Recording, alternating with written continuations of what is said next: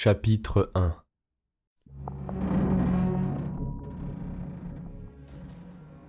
La flèche de la grue rouillée oscilla dans un grincement métallique sinistre. Acculé à l'extrémité de la passerelle, l'homme blessé tomba à genoux, à bout de souffle. Il ne pouvait pas aller plus loin. Seul, sans arme, il plaquait une de ses mains sur le trou fumant qui lui perforait l'abdomen.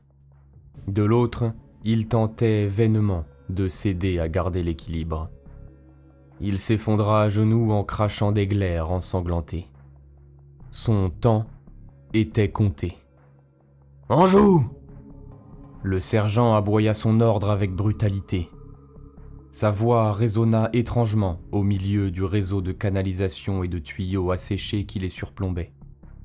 L'écho de ses paroles était violemment réverbéré par les conduites rouillées et branlantes. 9 fusils laser furent épaulés. 9 minuscules points rouges apparurent sur le crâne et la poitrine du fugitif. L'homme n'essaya pas de bouger. Il ne protesta pas. Il n'essaya pas de se défendre. La poursuite avait été interminable, mais maintenant c'était fini. « Ne tirez pas !» ordonna une voix féminine calme et mesurée. Le sergent leva son index de la détente une fraction de seconde et son escouade se figea. Une silhouette de petite taille, drapée dans des robes grises, se glissa entre eux. Ses bottes noires faisaient un bruit sec et régulier en claquant sur le sol métallique de la passerelle.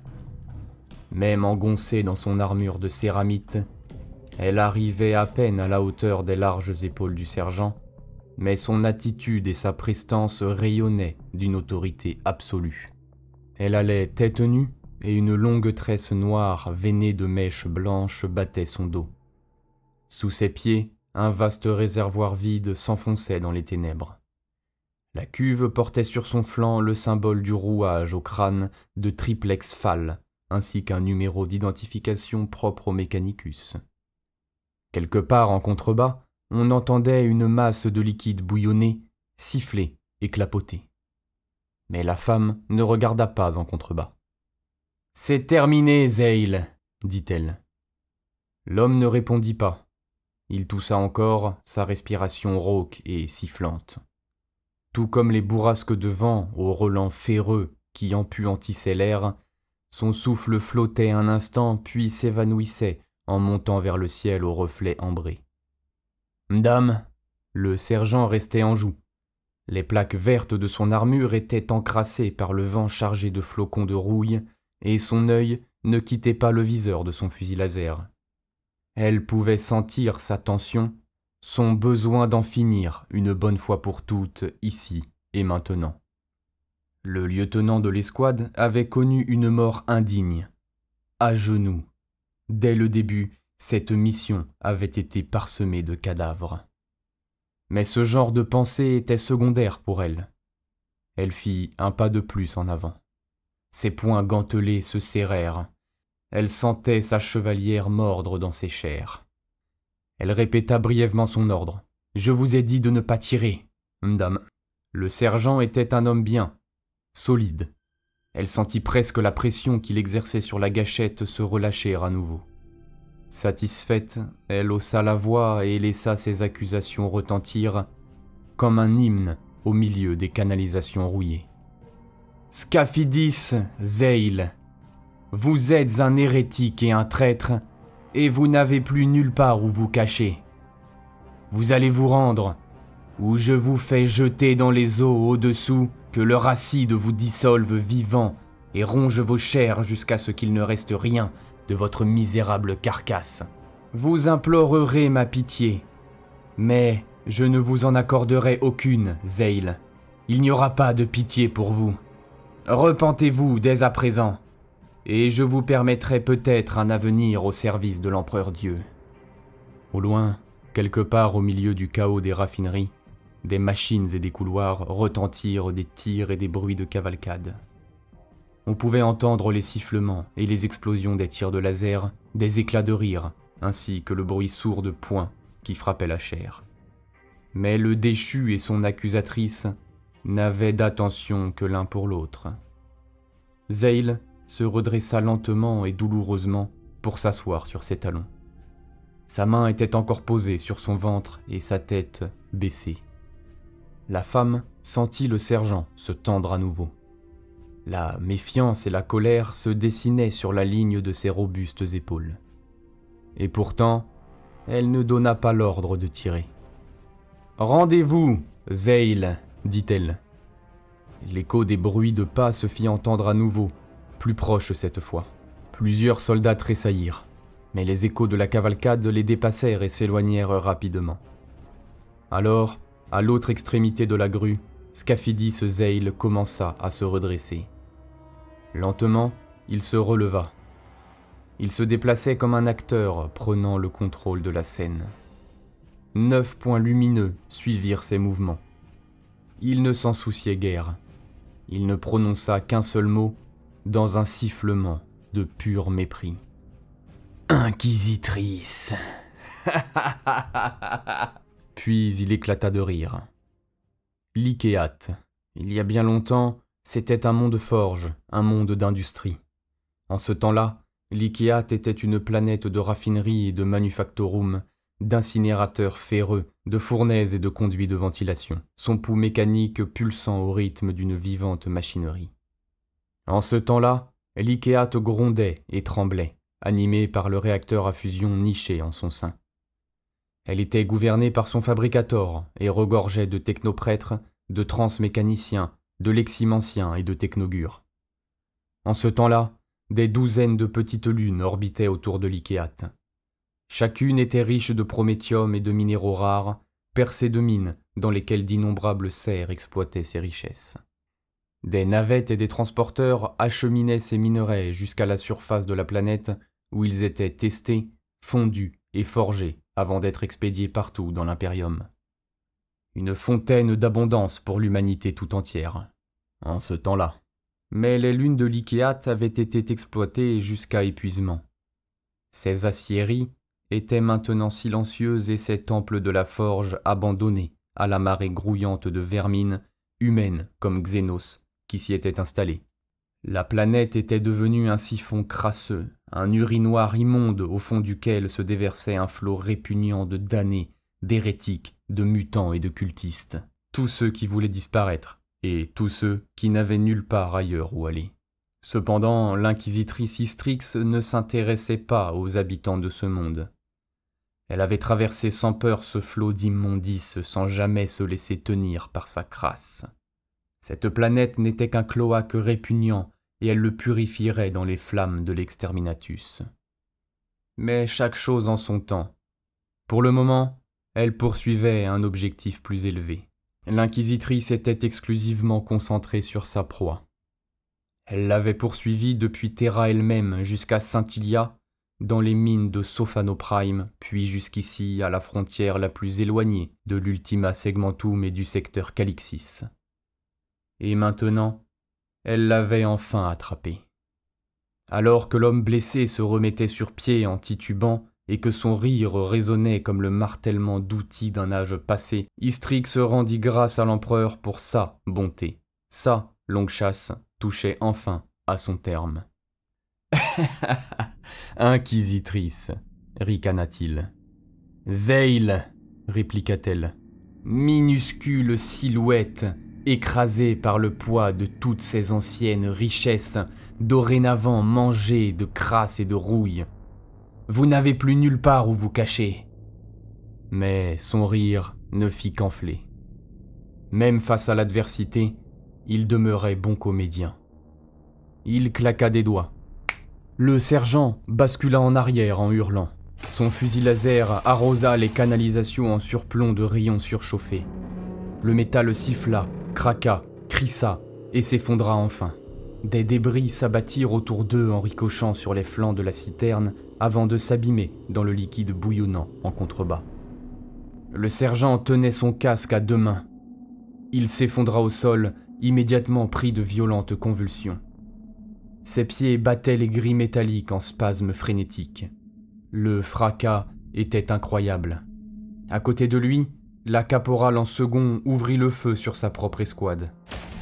Elle recula simplement d'un pas pour aligner son fusil laser sur ses frères d'armes, bien trop vive pour que quiconque puisse réagir. Puis elle transperça 3 de ses camarades de rayons de lumière rouge avant de retourner l'arme contre elle-même. Son rire dément fut interrompu brutalement quand tout l'avant de son casque se vaporisa dans un nuage sanglant.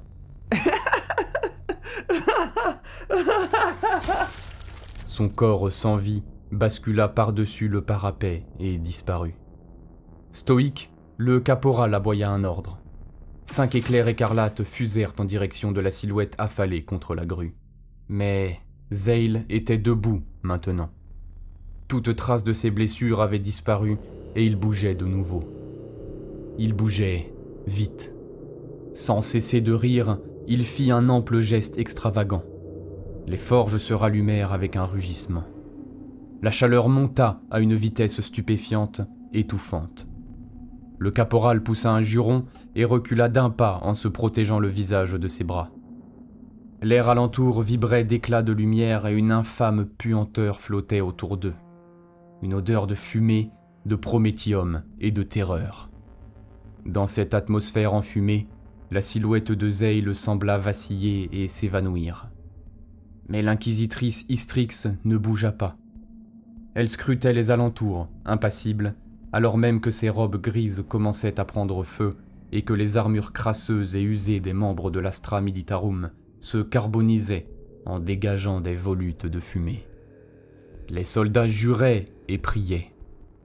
Ils tentaient d'éteindre les flammes en les aspergeant avec leurs gourdes d'eau ou en les étouffant sous leurs mains gantées. Elle entendait le caporal, qui continuait d'aboyer ses ordres avec un sang-froid remarquable. De nouveaux tirs de laser traversèrent l'air enfumé. « Ne tirez pas !» hurla-t-elle. Le caporal reprit son ordre. Les fusils laser se turent. Elle entendit l'un des soldats qui murmurait, l'air confus. « Caporal !» Les mots étaient susurrés sur le réseau privé de l'escouade, mais Istrix les entendait clairement dans son microvox. Le caporal répondit à voix basse. « T'as entendu l'inquisitrice ? On ne tire pas. » Un imperceptible sourire cruel naissant sur ses lèvres, Istrix fit un pas en avant vers la grue, qui oscillait maintenant dangereusement sur ses câbles de soutien. Le métal émit un gémissement de protestation. Il brillait déjà d'une lueur rougeâtre approchant de son point de fusion. Ses robes brûlantes ondulèrent dans l'air surchauffé. Ici. Le rire de Zale s'infiltra dans ses oreilles et résonna à l'intérieur de son crâne. Il éplucha son cerveau, couche par couche. Il toucha à des souvenirs anciens, à l'époque de sa formation. Il y avait tellement longtemps. Elle pouvait l'entendre dans sa tête. « Tu n'as pas à faire ça. » Mais il ne pouvait pas la toucher, car elle appartenait à l'empereur et à lui seul. Zale était un traître, un échec, son échec, et il se livrerait de lui-même à la pénitence, où il perdrait son âme. Elle ordonna au caporal de tenir sa position et avança de quelques pas sur la grue. Une chaleur intense, prédatrice rayonnait loin au-dessous de ses pieds, n'attendant qu'un faux pas pour la dévorer. Les robes de l'inquisitrice battaient autour d'elle en se consumant. Son visage était plongé dans une épaisse fumée qui lui brûlait les yeux. Elle pouvait sentir ses tresses se racornir et craquer comme des fusibles surchauffés. Elle pouvait sentir son épiderme qui roussissait, sa peau qui commençait à se craqueler. Mais elle serra le poing et ressentit le poids de sa chevalière. Il n'y avait pas de chaleur, il n'y avait pas de flamme, il n'y avait pas de forge. La douleur n'était rien. « Vos tours de passe-passe ne peuvent pas m'atteindre, sorcier. L'empereur me protège. » Zale se tenait maintenant à l'autre bout de la passerelle. Le métal en fusion se reflétait dans l'or de ses yeux et tout son corps rayonnait de pouvoirs et d'illusions. Il fit un salut théâtral, puis, toujours riant, leva ses mains et traça un symbole dans l'air. Une énorme fissure s'ouvrit sur le flanc d'une des canalisations. Des jets de vapeur s'échappèrent en sifflant en direction d'Istrix, avant de se disperser dans les cieux noirs de fumée. Là-haut, quelque part, des débris brillaient comme des étoiles. « Je peux t'arracher le cœur, dit-il doucement, et tu le sais bien. »« Vaine menace, lui répondit-elle. Sorcellerie, illusion, les esprits de la machine sur ce monde sont morts depuis bien longtemps. » Zey le répliqua d'un rire dément, des flammes dans les yeux. Derrière elle, elle entendit soudainement des bruits de lutte et le caporal en train de pester. Des bottes claquèrent sur la passerelle métallique, des cris, puis enfin un long hurlement horrifié quand une seconde silhouette bascula par-dessus la rambarde. Elle ne se retourna même pas. « Maîtresse, susurra-t-il d'un ton mielleux, n'apprendras-tu donc jamais ? Combien de vies comptes-tu sacrifier ? Combien encore devront rejoindre la gloire de l'empereur avant que tu n'acceptes la vérité ? Je ne me livrerai jamais de mon plein gré à cette torture que tu appelles pénitence. »« Arrête !» lui répondit Istrix. « C'est terminé !» La chaleur infernale rôtissait son crâne désormais chauve et lui brûlait les poumons à chaque inspiration. Mais elle était plus forte que tout cela, meilleure que tout cela. « En ce cas, tu devras m'abattre, » souffla-t-il, « si tu en es capable. » Elle leva son bolter.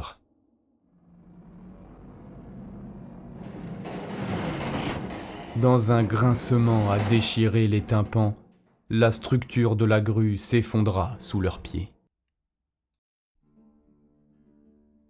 La frégate impériale Kairos avait fini par quitter l'orbite de la planète forestière de Lotis pour replonger dans le vide spatial.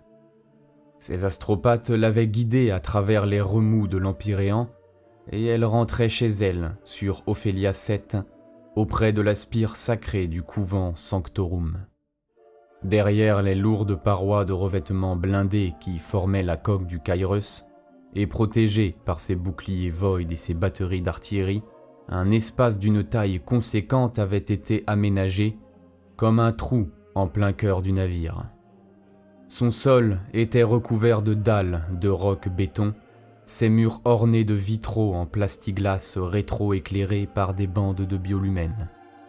C'était la chapelle du vaisseau, glaciale et silencieuse. Des rangées de bancs y étaient soigneusement disposées qui pouvaient accueillir pratiquement 1/10 de l'équipage total du Kairos. Rangée après rangée d'hommes et de femmes, leurs visages tournés vers l'autel et la majestueuse bannière de l'Aquila qui pendait au-dessus. D'un côté de l'autel était accroché le crâne ailé de la marine impériale, et de l'autre, l'emblème en forme de poisson bondissant du Kairos lui-même. La statue dorée de l'empereur Dieu trônait au milieu de cette imagerie, constamment éclairée par la lueur des électrocierges. Haut de plus de 10 mètres, le visage grave, les ailes de l'Aquila déployées dans son dos, il dominait la nef et posait sur tous son regard serein. Il attendait d'eux obéissance et fidélité, et il n'accepterait aucun compromis. Il leur rappelait à tous leur foi, leur courage et les serments qu'ils avaient jurés. Chaque membre d'équipage du Kairos présent sur ces rangées de bancs pouvait lever les yeux sur lui, puis retourner à sa tâche le cœur plein d'ardeur, prêt à porter sa parole à travers le warp et jusqu'aux 4 coins de l'Imperium. Ils combattraient pour lui, et ils étaient tous prêts à mourir en son nom s'il le fallait. Telle était leur ferveur. Au moment présent, cependant, les bancs étaient vides. Sous le faux plafond en roc-béton de la nef, des chérubins voletaient en cercle, inlassablement, scrutant l'intérieur de la chapelle du regard froid de leurs yeux augmentiques. Lorsqu'une lourde écoutille s'ouvrit avec un bruit sourd, leurs paupières de métal clignèrent à l'unisson. Ils enregistraient tout. Une silhouette solitaire s'avança dans la nef. Elle s'arrêta, silencieuse. Les lampes de la chapelle illuminaient son armure écarlate de céramite et de plastacier. Sur ses épaules pendait une cape noire et blanche décorée du symbole de la rose, dont le tissu tourbillonna quand la silhouette se retourna pour refermer l'écoutille derrière elle.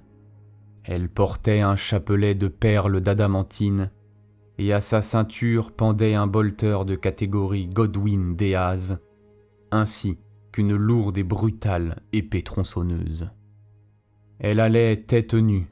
Ses cheveux gris étaient coiffés en une austère coupe au bol dont la frange surmontait un tatouage caractéristique. Elle prit la parole, même si seuls les chérubins pouvaient l'entendre. « Au nom de Mina et du trône d'or, je suis la sœur fidèle de l'empereur Dieu. Je viens ici pour écouter sa parole et accomplir sa volonté. » La sœur supérieure Augusta Santorus toucha la fleur de lys gravée sur le plastron de son armure et inclina la tête. Les chérubins clignèrent des yeux une fois de plus, les paupières cliquetant. Comme s'ils répondaient à ce signal, des serviteurs s'activèrent en vrombissant et sortirent de leurs alcôves. Augusta défit la lanière de son bolter, décrocha son épée de sa ceinture, puis elle déposa son arsenal dans les plateaux en cuivre que les automates lui tendaient. Les soldats de la marine impériale n'avaient pas à se défaire de leurs armes. Quant à elle, comme spécifié dans les accords de Daesis 6, elle se devait d'entrer en sa présence avec humilité, sans armes et la tête nue face à sa lumière. Elle remonta lentement l'allée, mais elle ne leva pas les yeux. Depuis leur départ de Lotis, Augusta était souvent venue dans la chapelle. Pas seulement pour rendre ses grâces quotidiennes et prier avec ses sœurs et les soldats de la marine qui tenaient à les accompagner, mais également seule, quand la nef était silencieuse et qu'elle pouvait avoir les idées au clair. Augusta était la chef de son escouade. Elle était une vétéran avec 20 ans d'expérience. Elle avait livré bataille avec les Xénos, les démons et les hérétiques. Elle avait poursuivi les ennemis de l'humanité jusqu'aux confins de l'univers, et elle les avait tous exterminés. Mais un voile de ténèbres s'était posé sur son cœur, et elle ne réussissait pas à s'en défaire. C'est pourquoi, une fois de plus, elle était venue chercher le réconfort en sa présence. Elle ne comprenait pas. Leur précédente mission avait pourtant été un succès. Sur Lotis, elles avaient affronté un démon majeur et elles l'avaient renvoyé et banni dans le Warp. Elles avaient libéré la planète forestière des cultistes qui adoraient le démon et sécurisé les ruines de la cathédrale au nom de leur ordre, l'ordre de la rose ensanglantée. Les technoprêtres de l'Adeptus Mechanicus et leurs serviteurs, arrivés à bord du Tukril, s'étaient installés sur place et avaient commencé la reconstruction de l'édifice. Le Kairos les avait escortés et était resté sur place le temps de s'assurer de leur sécurité. Et maintenant, la vénérable frégate raccompagnait les sœurs chez elle.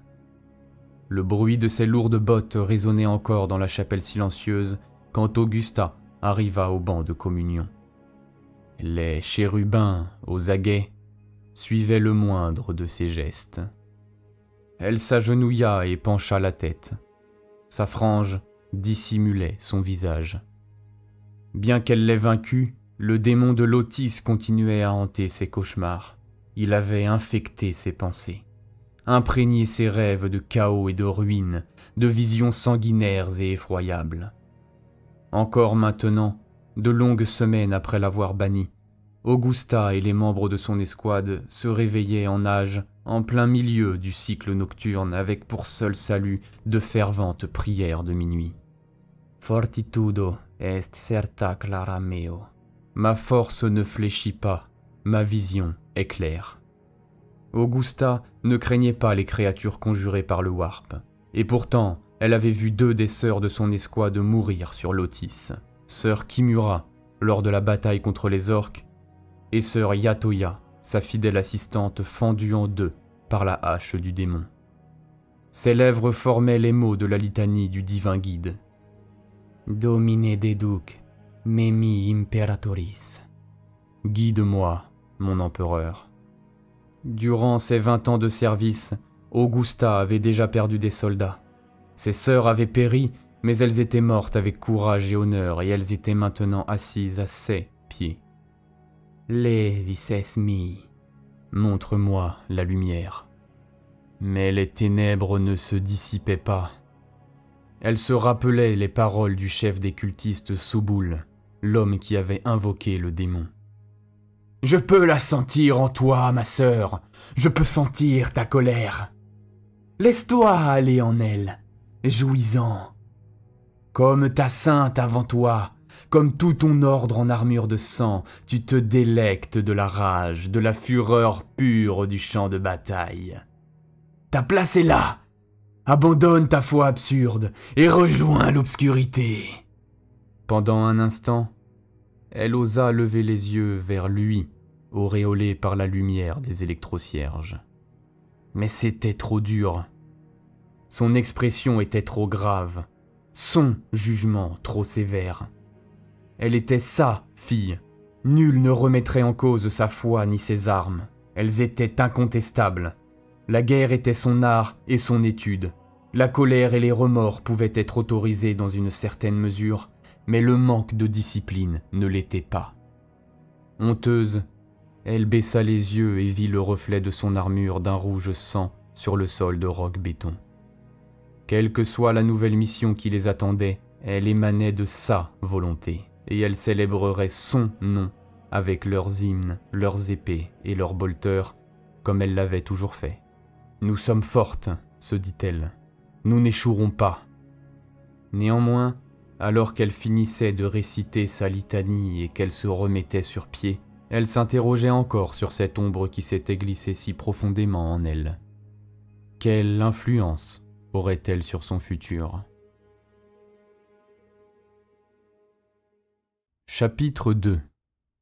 La pulsation monotone des moteurs du Kairos vibrait comme un immense battement de cœur. Le son se répercutait dans toute l'architecture métallique du vaisseau. Il résonnait le long des veines et des tripes du vieux navire. Alors que les sœurs progressaient au pas militaire, les lampes de leurs armures allumées, elles pouvaient sentir cette vibration dans leurs bottes et dans leur sang. Elles avançaient avec précaution dans les coursives désertes, prêtes à réagir au moindre signe de menace.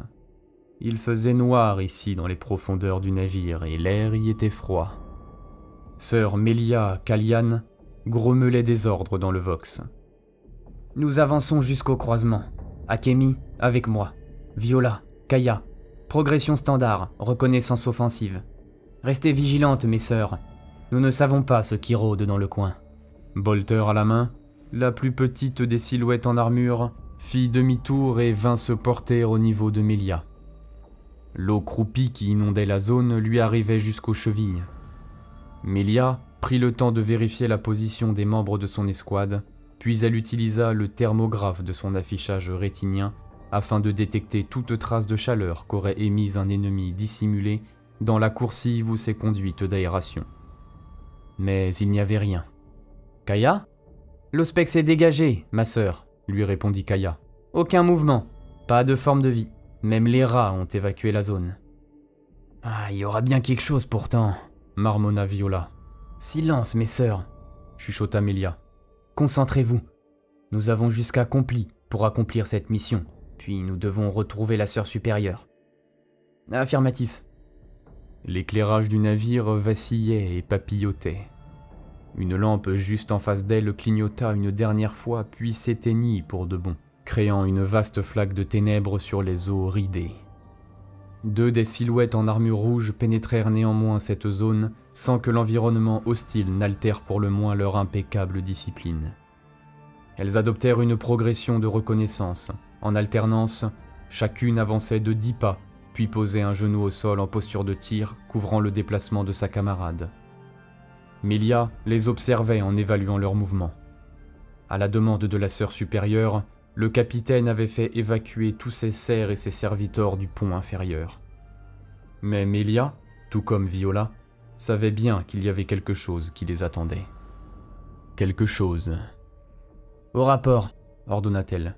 « Les 2 voies d'accès sont dégagées, » lui répondit Viola qui, pourtant à 2 mains de son bolter lourd 3 fois béni, avait pris position à couvert contre le coin droit du mur. Aucun mouvement, pas d'ennemi. Kaya ? Kaya avait pris position de l'autre côté de l'embranchement.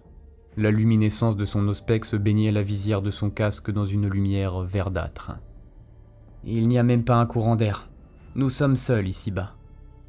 Prenez 5 secondes complètes pour inspecter votre environnement, répondit Melia en serrant la main sur son lance-flamme. Il y a des espaces vides derrière ces parois, mes sœurs, et n'importe quoi pourrait s'y cacher. Xénos, clandestin, saboteur. À voix basse, elle marmonna le compte à rebours. 3, 2, 1. Très bien, on avance. Akemi, tu passes devant, je couvre nos arrières. Affirmatif, lui répondit Akemi dans le vox. Les sœurs du premier rang avancèrent rapidement et sécurisèrent le croisement. Akemi les rejoignit prestement dans des gerbes d'eau et mit un genou à terre pour les couvrir alors qu'elles reprenaient leur avance. Melia les suivait à reculons, pataugeant dans l'eau putride, son lance-flamme braqué sur la coursive qu'elles abandonnaient derrière elles. Elle scrutait le plafond en quête d'une échelle, d'une passerelle, d'une créature dissimulée ou d'une écoutille déverrouillée. Rien. Elle eut la chair de poule. Ça ne pouvait pas être aussi simple. Elle avait dû manquer quelque chose. Mais quoi ? Objectif en vue, annonça la voix de Kaya dans le vox. 200 mètres. Stop ! aboya Melia. Sœur Melia jeta un coup d'œil par-dessus son épaule. Elle le voyait clairement, la lueur d'un écran Picte qui miroitait au fond du couloir. Mais elle ne donna pas l'ordre d'avancer. Ouvrez l'œil, mes sœurs.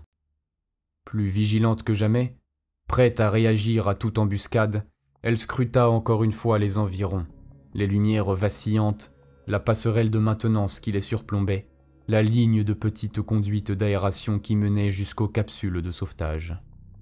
Toujours rien. Mais qu'avait-elle donc pu manquer ? Les nouvelles responsabilités qui pesaient sur les épaules de Melia lui étaient aussi inhabituelles que le lance-flamme qu'elle tenait dans ses mains. Qu'il était dur de prendre la place de Yatoya. C'est l'empereur qui t'appelle à son service, se répéta-t-elle avec ferveur pour la 100e fois. Tu ne lui offriras que des louanges pour cette chance qu'il te donne de le servir. Inspection complète, dit-elle dans le vox d'une voix ferme. Il n'y a rien, ma sœur, lui répondit encore une fois Kaya. Le corridor est dégagé, et il n'y a rien, répondit Viola en écho.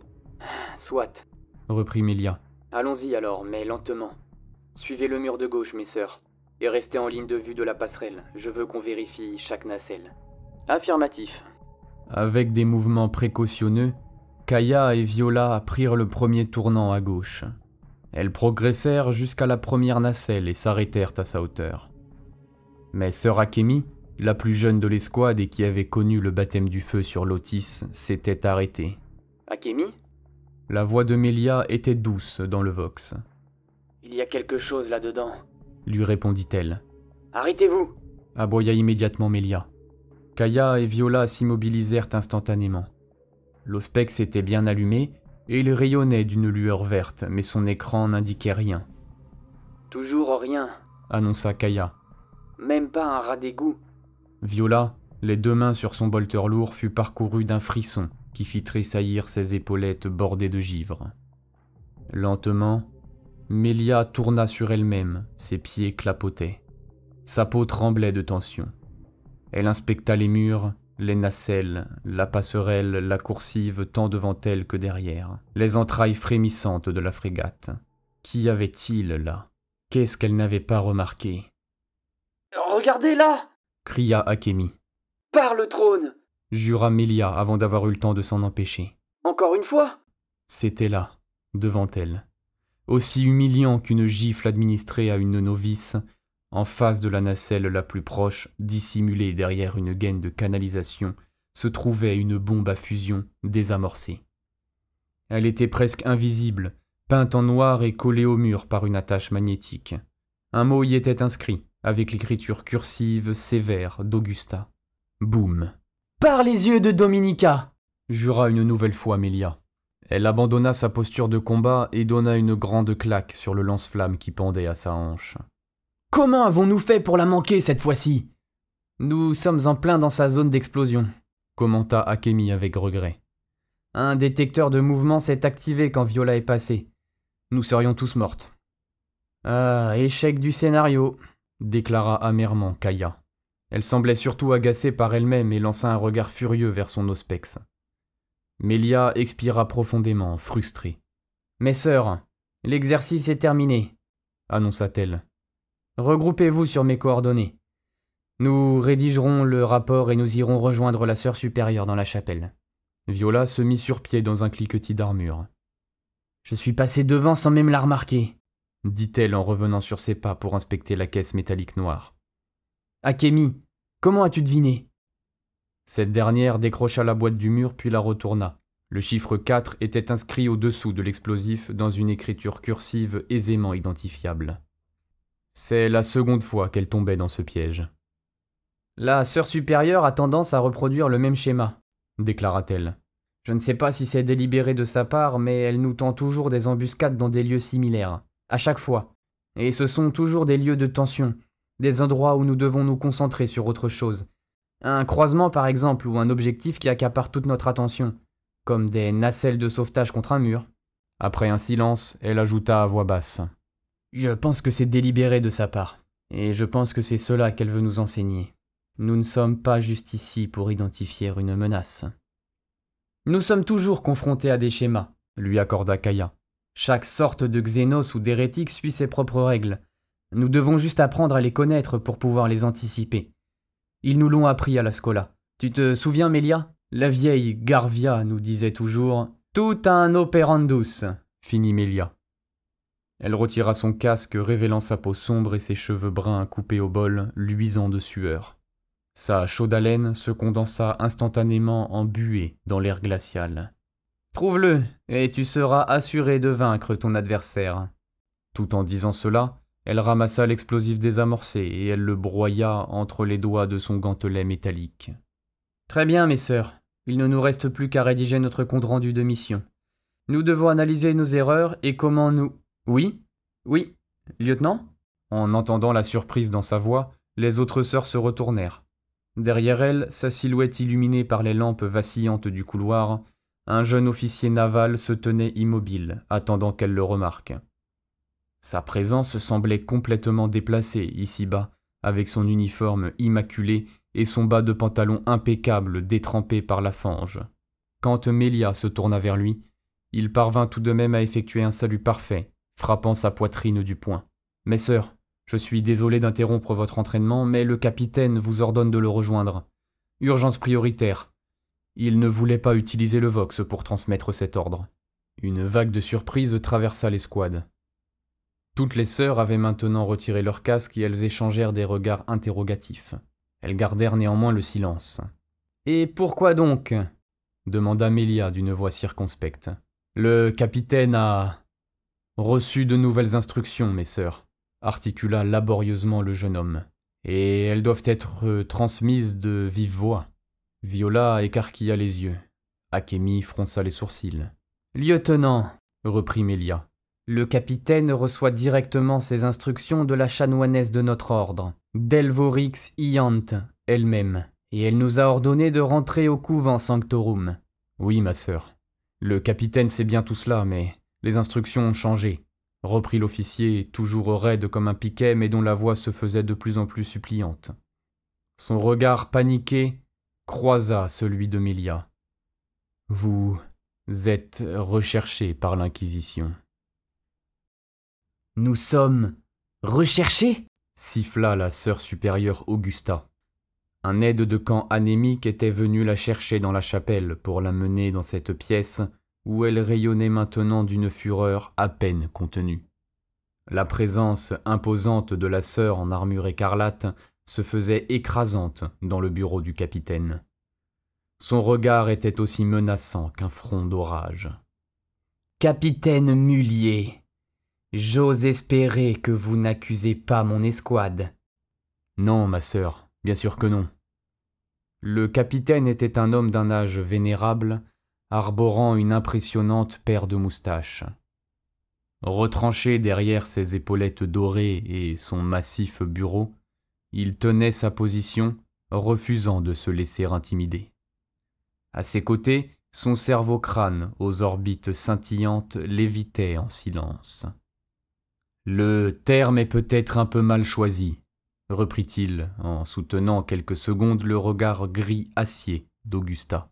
« Sœur supérieure, à l'heure 1700 du calendrier solaire, le Kairos a reçu une transmission. Il s'est avéré que cette transmission était une requête concernant nos paramètres de mission, notre cargo ainsi qu'un inventaire complet de nos forces embarquées. »« Ce type d'information est confidentiel, » lui rétorqua Augusta avec un regard glacial. « Bien sûr, » lui répondit le capitaine. « Mais cette requête était signée du sceau de l'Inquisition. Et dès que votre nom a été mentionné, l'Inquisitrice a requis votre présence. Elle a une mission qui nécessite votre soutien. »« Capitaine, » dit Augusta d'une voix aussi tranchante que le fil d'un rasoir, « je suis sous les ordres de ma chanoinesse. » Le capitaine ne battit pas en retraite. « Ma sœur, vous êtes sous les ordres de l'Inquisition. » Ennuyée, elle ne répondit rien. Il avait raison. Un inquisiteur détenait l'autorité suffisante pour prendre le commandement de n'importe quelle force militaire. Il pouvait exiger la collaboration totale d'un gouverneur planétaire ou de l'Adeptus Astartes. De plus, capitaine ou pas, elle s'interdisait d'exprimer ses sentiments à un membre de la marine impériale. Elle se permit toutefois le petit plaisir de faire claquer ses doigts gantelés de métal sur la coque de son bolter. « A-t-elle précisé le contenu de cette mission, capitaine ?»« Non, elle ne l'a pas fait, » lui répondit-il, en la regardant dans les yeux, ses moustaches dressées. « Elle nous a juste donné ses ordres.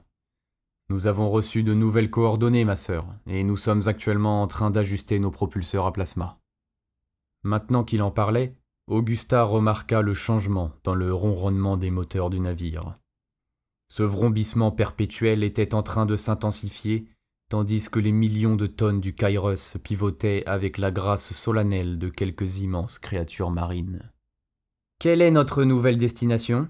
demanda-t-elle. « Ma sœur, » un coup sec et métallique frappé à la porte du bureau interrompit sa réponse. « Entrez !» reprit-il en élevant la voix. Un jeune officier déverrouilla l'écoutille avant de rapidement s'éclipser pour laisser le passage à d'autres silhouettes en armure. L'escouade d'Augusta, toutes quatre têtes nues et l'arme en bandoulière. Mélia croisa le regard d'Augusta et lui adressa un discret hochement de tête. Elles avaient pu mener à terme leur séance d'entraînement. Puis elle vint se poster aux côtés de la sœur supérieure, les pieds écartés, les mains derrière le dos, son casque verrouillé magnétiquement à sa ceinture. Les trois autres sœurs se postèrent un pas en arrière, dans la même posture. Leurs armures étaient encore couvertes de givre et apportaient l'atmosphère glaciale des ponts inférieurs. Le petit bureau scintillait maintenant des reflets de la lumière des lampes sur les armures de céramite. Chaque sceau de pureté flamboyait comme un témoin de la foi. Chaque perle du mérite consacrait un exploit de son éclat. Et chaque visage rayonnait de sagesse, de résolution et de compétence. Sœur Mélia Callian était dorénavant la commandante en second de l'escouade. Augusta avait tout d'abord douté de la conviction de Mélia à endosser cette nouvelle responsabilité. Mais Mélia avait fait face à cette épreuve sans laisser paraître la moindre crainte quant à elle-même ou à ses compétences. Sœur Kaya de Musa, depuis l'époque de la Scola, c'était l'amie la plus proche de Mélia. Grande, les cheveux de la couleur du bronze, elle avait toujours son auspex à portée de main et rien n'échappait à ses yeux de faucon. Sœur Viola Tenaris, une rousse constellée de taches de rousseur et une sacrée tête de mule. Son insubordination sur l'Otis lui avait coûté l'unique perle du mérite de son chapelet. Seule la gravité extrême de la situation sur place lui avait permis d'éviter de passer le trajet du retour au fond des cachots du Kairos. Et enfin, sœur Akemi Hirari, la dernière et plus jeune recrue de l'escouade, la peau aussi diaphane que ses cheveux étaient noirs.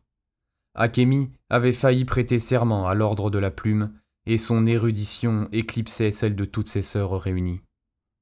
Lors de leur précédente mission, c'était la sagesse d'Akemi qui leur avait permis de bannir le démon.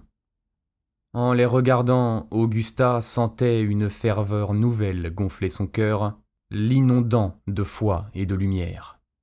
Elle adressa un petit hochement de tête d'approbation puis se retourna face au bureau en adressant une prière de remerciement silencieuse à l'empereur lui-même pour lui avoir fait la grâce d'une escouade aussi fiable. Ces ténèbres n'étaient rien. Elles lui faisaient honte. Elles leur faisaient honte. « Mes sœurs, merci d'être venues si vite », déclara respectueusement le capitaine en se levant et en balayant leur visage du regard.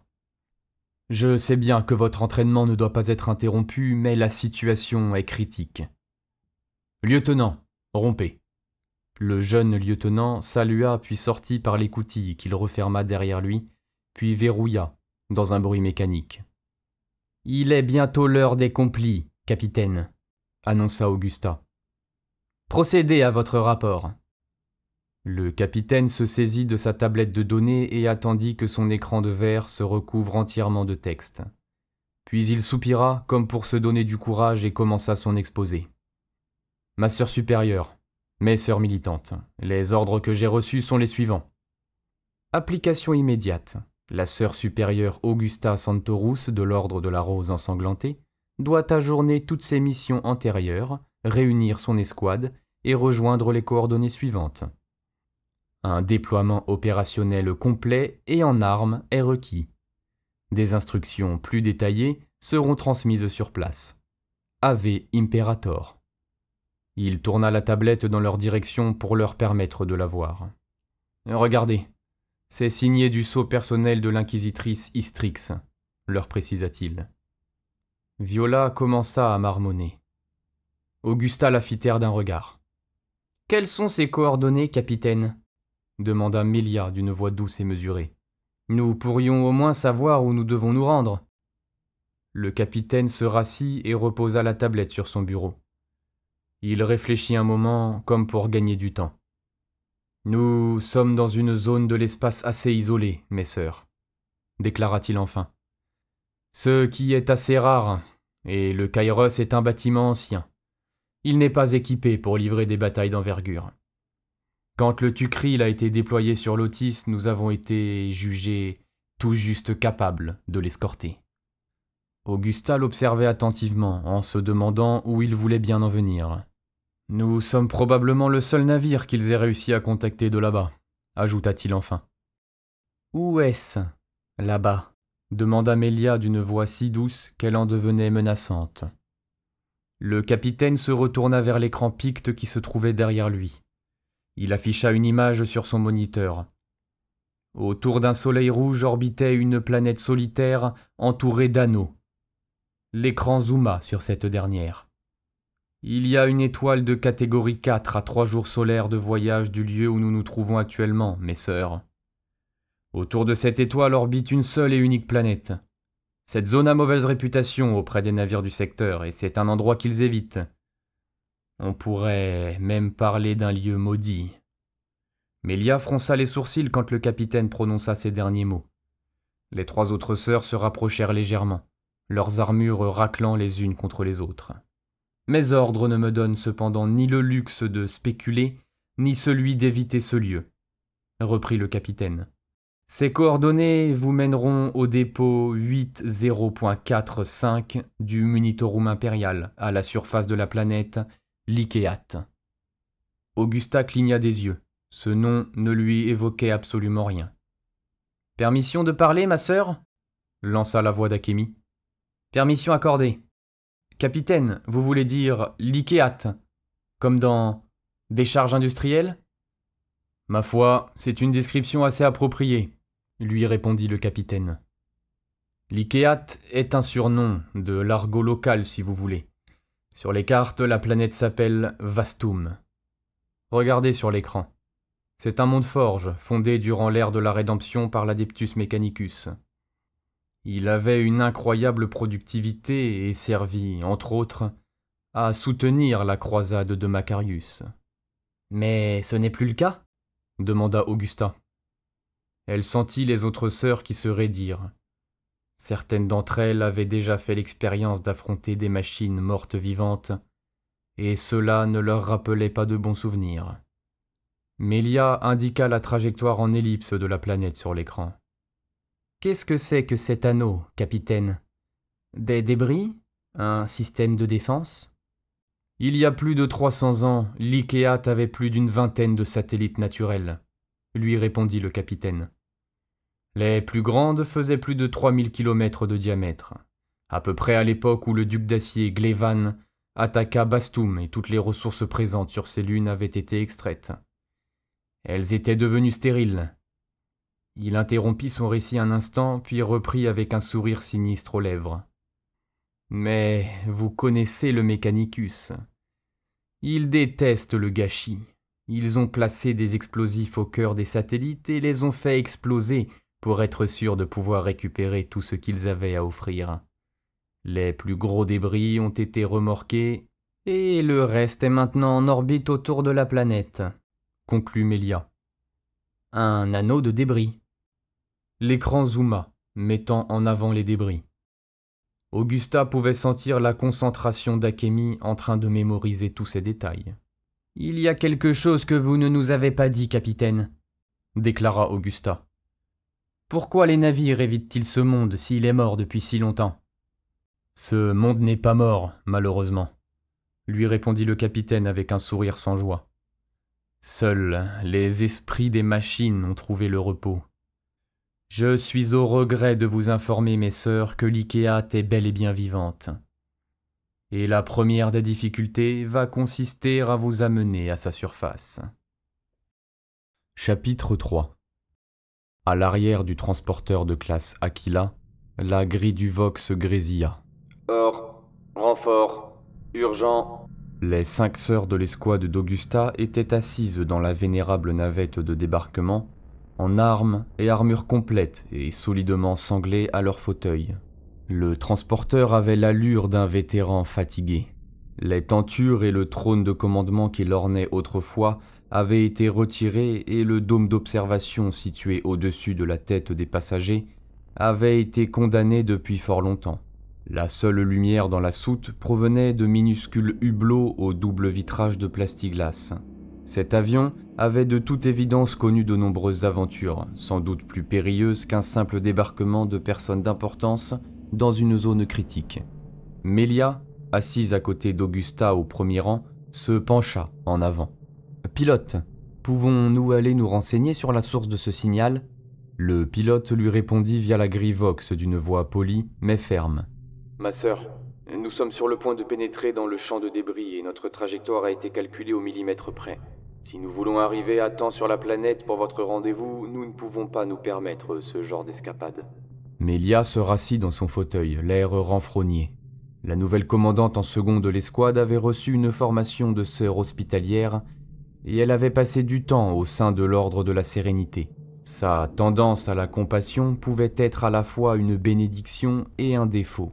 Augusta comprenait bien ses préoccupations, mais l'escouade avait reçu des ordres. « Ma sœur, » dit-elle, « tu n'as jamais rencontré l'Inquisition, mais fais-moi confiance. Nous devons arriver au plus vite. » Mélia la regarda avec un air interrogatif.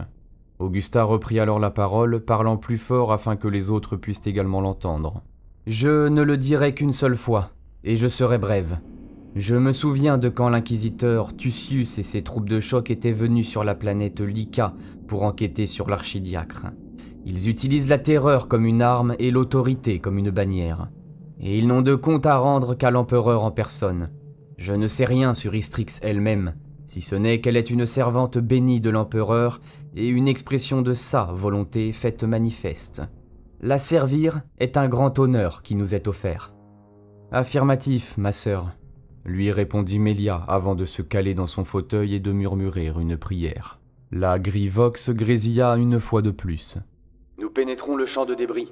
Accrochez-vous, mes sœurs, ça va secouer. » Les réacteurs de l'Aquila rugirent un instant puis baissèrent de régime. Augusta posa une main sur le plastron de son armure et murmura les premiers mots de la litanie. « Par la sainte lumière !» murmura Akemi avec une voix émerveillée. Au-dessous d'elle, la planète Lykéat les attendait, sa nébuleuse atmosphère l'enveloppant d'un halo brun. À leur gauche, l'étoile centrale du système, tuméfiée par son grand âge, brûlait d'un feu rougeâtre. Mais ce n'était ni le soleil ni son satellite qui avaient capté l'attention des sœurs. La navette était en train de dépasser un premier débris de lune. Le gigantesque amas de roches éclatées longeait lentement la coque de l'Aquila dans un silence complet. La scène était étrangement apaisante. Une avalanche de roches brisées, sombres et scintillantes, nacrées par le froid et brillant d'un éclat cristallin. Et bientôt, il y eut des centaines de débris. Des milliers. Les sœurs, assises, contemplaient ce spectacle en silence, le souffle court. En les dépassant, de nombreux fragments offraient un aperçu de leur vie d'antan. On pouvait distinguer des puits de mines pris dans les glaces, la forme d'échafaudages et de vastes structures d'acier, d'antennes vox et de ruines d'habitations. De nombreux débris industriels étaient visibles, éparpillés tels des fragments pulvérisés et tordus du grand esprit de la machine, ou tels des doigts broyés tendus vers le vide. Augusta pouvait presque imaginer le moment où ces lunes étaient mortes, l'explosion en chaîne, silencieuse dans le vide de l'espace qui les avait détruites les unes après les autres. L'immense spirale de débris éparpillés autour de la planète, formant petit à petit l'anneau qui orbitait dorénavant autour du monde perdu du Mechanicus. C'était un témoignage de la puissance de l'empereur, de sa grâce et de sa force, de son pouvoir absolu qui avait traversé les vastes étendues de l'univers. La navette ralentit, ses moteurs grondèrent alors qu'elle basculait précautionneusement d'une aile à l'autre. Les yeux toujours fixés sur le hublot, Augusta commença à psalmodier un requiem. Les autres sœurs joignirent leur voix à la sienne. Le contralto de velours de Mélia, les harmonies pures et délicates d'Akemi. Dies irae, dies ia, solvet saeclum in favilla. Le jour de colère, ce jour réduira le monde en cendres. La sœur supérieure frissonna. Sous les protections de ses avant-bras, ses poils étaient hérissés. Le vox grésilla une fois de plus, brisant l'ambiance. Vous supplie, l'aide, plus d'eau, oxygène, quelques heures. Au nom de l'empereur, murmura Mélia. Il ne peut tout de même plus y avoir d'ouvriers là-bas. Ignorez-les, mes sœurs, déclara le pilote d'une voix ferme. Mes sœurs, lança Augusta alors qu'un large morceau de lune passait non loin de la navette, des lignes de trame encore bien visibles sur sa surface. Laissons le pilote se concentrer. Nous devons rejoindre la surface sans encombre et le plus rapidement possible. Ces mots étaient un avertissement et Mélia resta silencieuse. Mais la grille du Vox ne cessait pas de grésiller. La voix de l'autre côté paniquait de plus en plus. Elle donnait maintenant des coordonnées. Une longue série de chiffres parfois interrompus par les sifflements et les parasites produits par les radiations de l'étoile et la présence des rochers les entourant. « Ce n'est pas loin d'ici », constata Kaya en observant l'écran de son Auspex. « Ces coordonnées sont... » « Ce n'est pas un signal de détresse. » La coupa sèchement la voix du pilote. « Comment cela ?» dit Mélia en fixant la grille du Vox. Attentive, Augusta observait le balai des corps célestes par le hublot. Elle tentait de voir au-delà des immenses rochers qui dérivaient lentement autour de leur appareil. Le plus proche de la navette les dépassa enfin et elle put avoir un champ de vision plus large. Des silhouettes familières venaient d'apparaître. Une immense batterie de canons emplissait maintenant le hublot, dissimulant complètement le champ de débris. Leurs gueules étaient braquées sur la petite navette. Les canons pivotèrent, suivant la trajectoire de l'Aquila, tandis que ce dernier passait devant eux. « Accrochez-vous » leur lança le pilote. La vieille navette vira brutalement de bord et l'estomac d'Augusta se souleva. Le moteur de l'appareil, poussé dans ses derniers retranchements, émit un gémissement perçant. Le son était si fort qu'il perçait les tympans de la sœur supérieure, comme l'aurait fait un verre de sang affamé. Par le hublot, les fragments de lune tournoyèrent un instant avant de disparaître. S'accrochant comme elle le pouvait au bras de son fauteuil, Augusta se plaqua en arrière et recommença à chanter l'hymne funèbre. « Imperator Majestatis, qui salvando salvat gratis, salva nos fons pietatis. » Empereur majestueux, salut du pécheur, sauve-nous, ô source de toute rédemption. « Continuez à vous accrocher !» continua à ordonner le pilote d'une voix tendue. Avec une ruée, l'Aquila vira à nouveau sur le flanc, tournant complètement sur lui-même. Les fragments lunaires réapparurent dans le hublot, dangereusement proches cette fois-ci.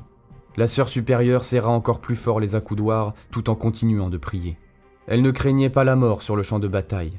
son arme dans les mains et une prière à l'empereur aux lèvres. Mais la perspective de cette mort anonyme et soudaine, dans le vide glacial, elle détesta instantanément cette peur subite et incontrôlable. « Le signal est un message automatique, mes sœurs, » reprit la voix du pilote. « Il a été mis au point pour attirer les transporteurs imprudents. Ils espèrent que les batteries nous abattent ou que nous entrions en collision avec un rocher. Dans tous les cas, les naufrageurs pourraient alors venir piller notre épave. Avec la bénédiction de l'empereur, nous devrions quitter le champ de débris d'ici 4 minutes. Attention !» L'Aquila bascula violemment encore une fois, secouant Augusta de gauche à droite dans son fauteuil. Elle pouvait sentir les moteurs de l'appareil alors que ce dernier tournoyait et vibrait, entendre leurs plaintes bien plus aiguës que celles de la frégate. Les turbines vrombirent de mécontentement lorsque la navette contourna un autre gigantesque fragment de rocher. Respirant profondément, elle entonna un nouveau couplet du requiem, sa voix s'harmonisant étonnamment bien avec la complainte du moteur. Confutatis maledictis, famni sacribus addictis, vocame cum benedictis. Maintenant que les hérétiques ont été réduits au silence, purifiés par les flammes vengeresses, accueille-moi parmi les bénis. 4 minutes, pesta Viola. Le capitaine Mullier nous avait pourtant bien dit que les lieux étaient inhabités. Pas tous, lui répondit Akemi. Quand le Mechanicus s'est retiré de l'Ikeat, ils ont fortifié l'anneau de débris pour protéger la planète. Il semblerait que certaines de ces places fortes aient été détournées de leur utilité première. Mais il n'y a pas de gravité, pas de réacteur, rien du tout, dit Kaya en regardant par le hublot. Comment qui que ce soit pourrait vivre là-bas? Les systèmes d'armement sont probablement contrôlés à distance depuis la surface de la planète, déclara Akemi. À mon humble avis, elle interrompit sa phrase alors qu'un des emplacements d'armes en contrebas s'illuminait d'une vive lueur. Un globe de flammes apparut, puis une traînée rouge traversa le vide interstellaire. La navette entière trembla lorsque l'Aquila vira de bord une fois de plus. Les sœurs sentirent presque le missile passer au-dessus de l'agile appareil avant d'aller détonner contre un rocher un peu plus loin. Un fragment lunaire de plus se pulvérisa en minuscules débris. « Ce n'était pas une réponse automatisée, ça !» lança Kaya. « Le missile visait nos moteurs !» Elle se pencha pour parler dans la grille du Vox. « Pilote, pouvons-nous riposter ?»« Je ne préférerais pas, ma sœur, » lui répondit-il sèchement. « Nous ne sommes pas équipés pour ce type de combat. Je préférerais quitter les lieux et entrer dans l'atmosphère de la planète vite fait et bien fait. Une fois que nous serons ressortis de l'anneau de débris, ça devrait être un peu plus facile. »« Laisse-le se concentrer, ma sœur !» intervint Augusta encore une fois. Son ton était plus acerbe qu'elle ne l'aurait souhaité et elle fit un effort pour parler avec plus de retenue. « À chacun sa mission. Faisons confiance à l'empereur Dieu, à l'esprit de cet aéronef et à son pilote, car il accomplit sa volonté. » Elle conclut le requiem, commença à murmurer les mots plus familiers de la litanie, et bientôt elle entendit les autres réciter avec elle et se calmer. Comme s'il avait entendu leur prière, l'Aquila reprit son altitude de croisière. Augusta sentit le nœud dans son ventre se desserrer. À côté d'elle, Mélia respira profondément. Les autres sœurs se détendirent dans leurs fauteuils. Les derniers morceaux de rocher passèrent lentement de l'autre côté du hublot puis disparurent. En dessous d'elle, maintenant, la planète oxydée semblait incandescente.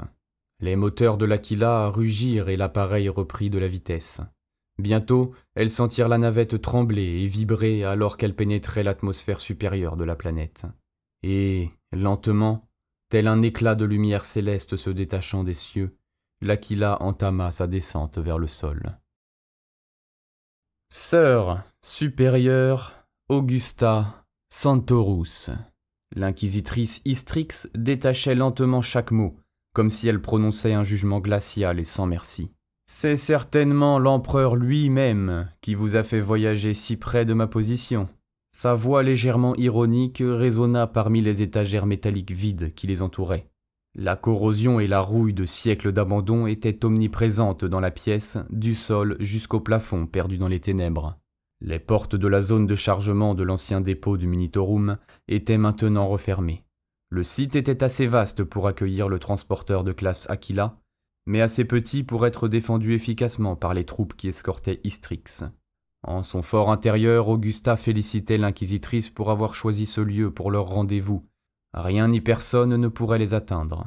La sœur supérieure gardait le silence. Elle et son escouade se tenaient au garde-à-vous, les pieds collés, les bras le long du corps et le regard fixé devant elle. Engoncé dans son armure noire et enveloppé dans ses robes grises, Istrix arrivait tout juste à la hauteur du nez d'Augusta. Cependant, son aura d'autorité était bien tangible. Elle les dévisagea avec un air critique les unes après les autres.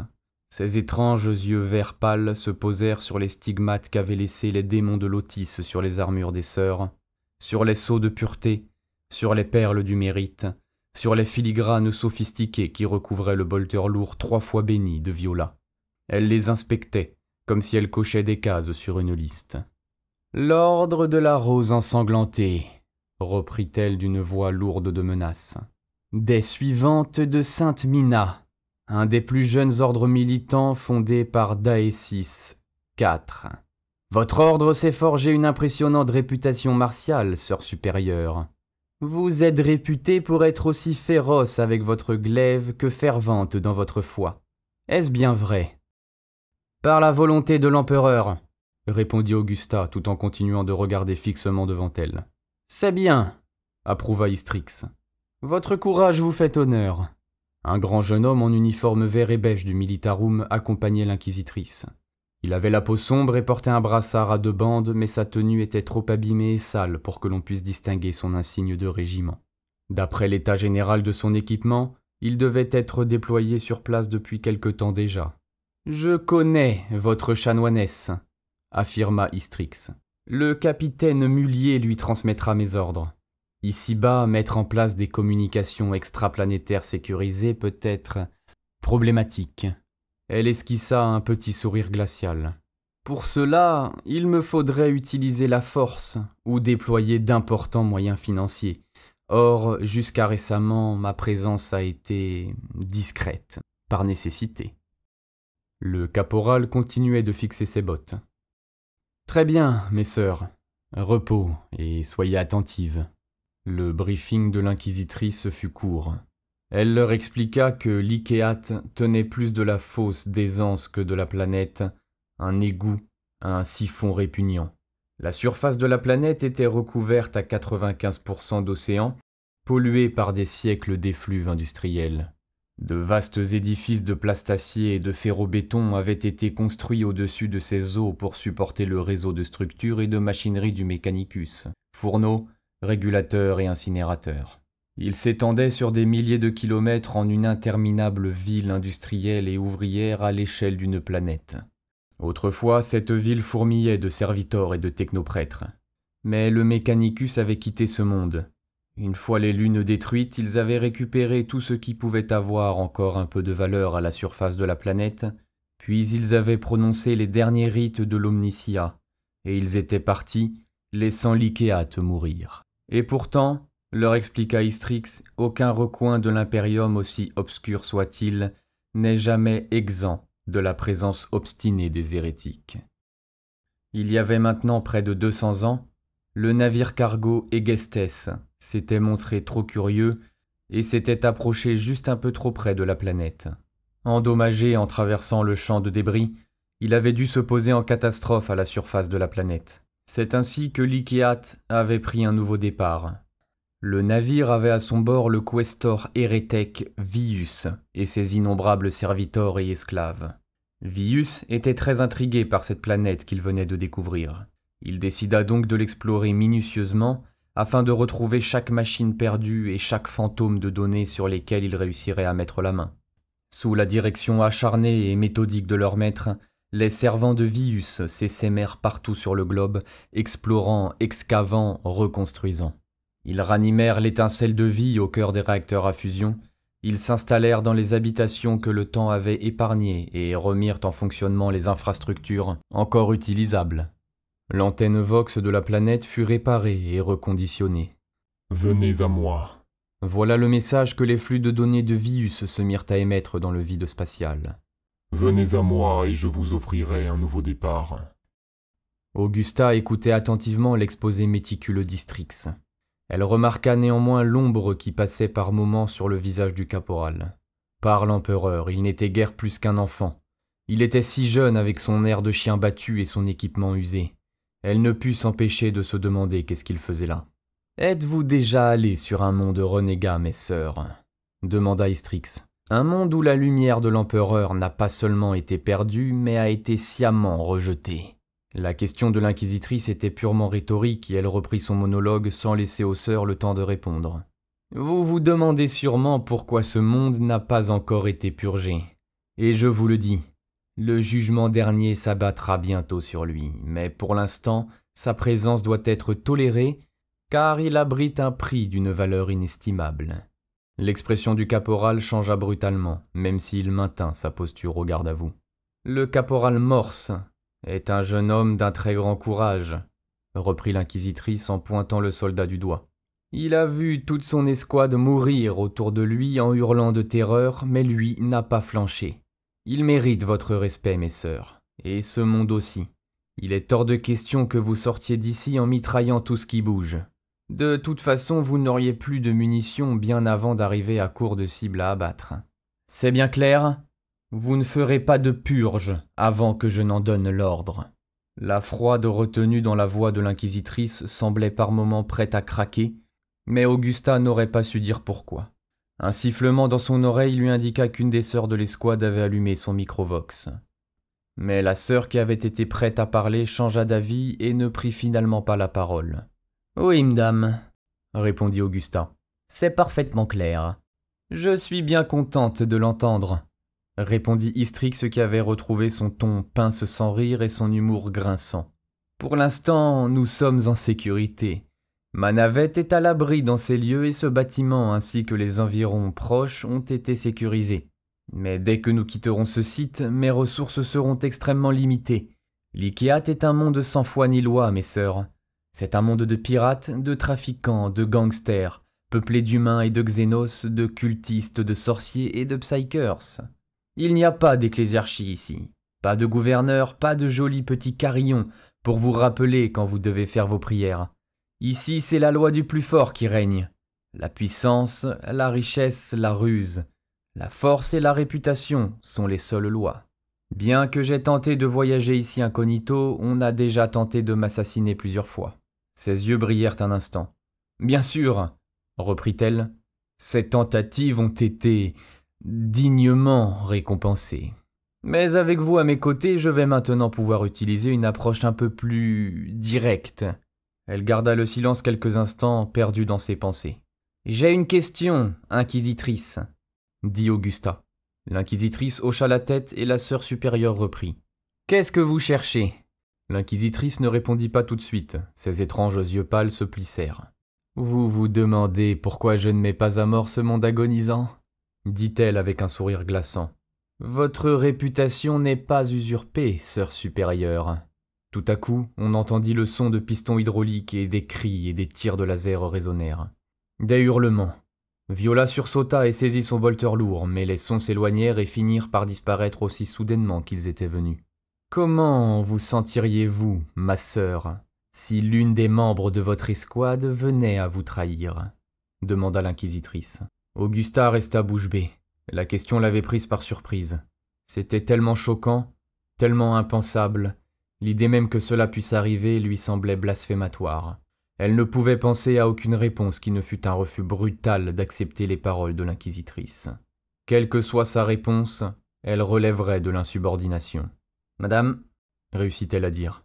Istrix tapota le pistolet bolter qui était accroché à sa hanche. « Ma cible est un homme, nommé Scaphidis Zeil. C'est un sorcier, un hérétique et le rappel de mon pire échec. » En disant cela, la peau de l'inquisitrice rougit légèrement, laissant apparaître un réseau de cicatrices récentes aux motifs réguliers qui ne devaient rien au hasard. Il m'assistait en tant qu'interrogateur jusqu'au moment où son don est apparu. Il a alors refusé le chemin que l'empereur avait prévu pour lui. Et au nom de Terra elle-même, je vous jure que je le tuerai personnellement. En disant ces derniers mots, un éclat aussi mortel que les glaces couvrant les champs de débris étincela dans son regard, laissant entrevoir son désir de rédemption. Un étrange frisson parcourut l'échine d'Augusta. Mais il s'agissait de l'Inquisition, et elle ne lui désobéirait pas. Chapitre 4. Durant toutes les années où Augusta avait servi l'empereur, elle n'avait jamais vu un monde comparable à l'Ikeat. Son expérience militaire lui semblait inutile à présent.